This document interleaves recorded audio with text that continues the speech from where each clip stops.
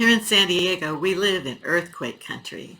And although you may not have felt any earthquakes recently, let me tell you that there have been many. A quick internet search will let you know that even though there haven't been any earthquakes of a 1.5 magnitude or greater in the last 2 days, in the last 7 days there have been two. In the last 30 days there have been 12, and in the last 365 days there have been 177 earthquakes. That's a lot, average of one every couple of days. But we're so used to earthquakes that they don't really shake us up all that much. You feel the earth move just a little and you say to yourself, earthquake. And then you just go on with whatever you're doing.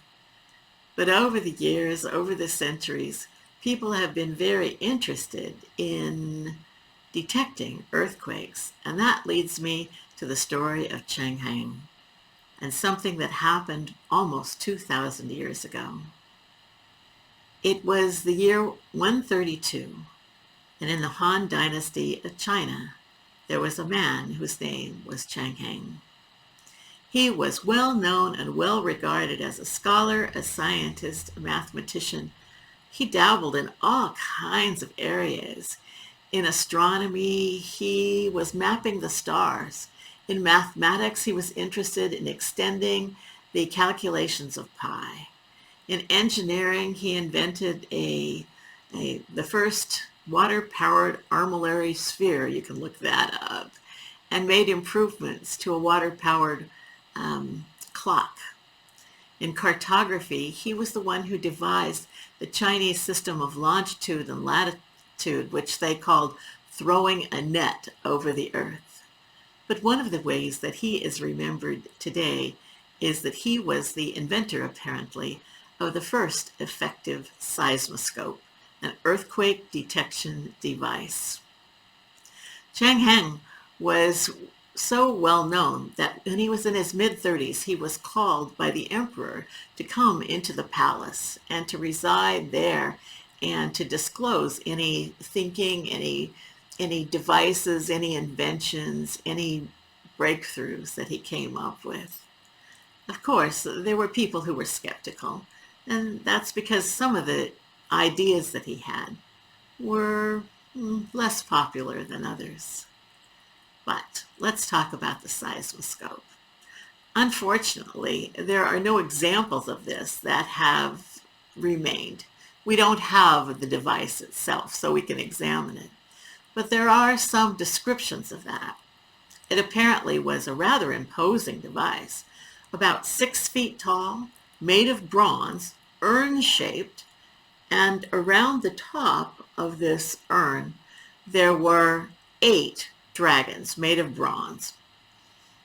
And then each of the dragons had his mouth slightly open, and in each mouth was a bronze ball. On the base of this device, there were 8 toads looking up with their mouths open underneath each of the 8 dragons. And the idea was that when there was an earthquake, a ball would fall out of the mouth of one of the dragons and land in the mouth of one of the toads, and that would indicate with a sound that there was an earthquake and would also suggest which direction the earthquake was coming from. As I said, there were many people who were very, very skeptical of this. They said that there was no way that it would work. And in fact, we would really like to know exactly how it did work.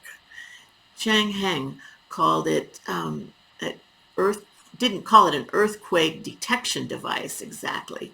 He called it the Hu Feng Didong Yi, an instrument for measuring winds and earth movements.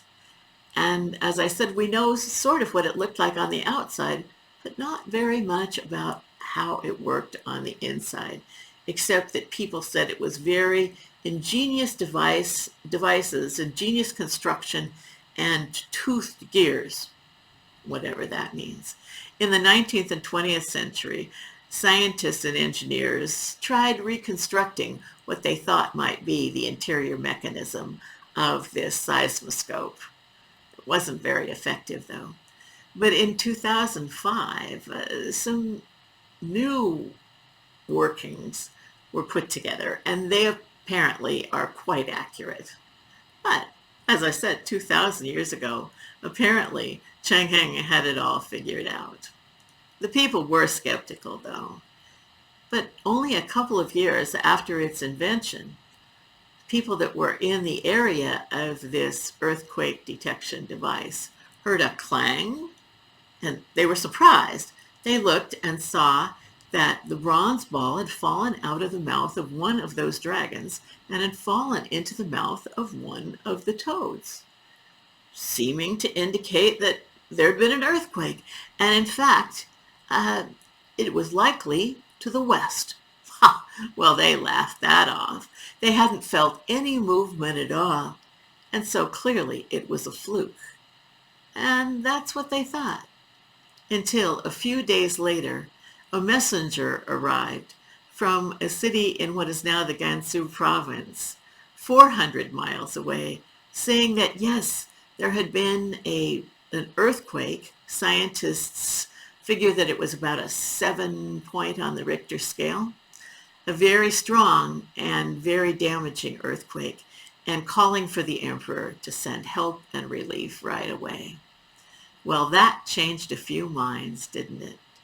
And Zhang Heng's his reputation grew from that. Unfortunately, he died only a few years later, but the legend of his first earthquake detection device has remained.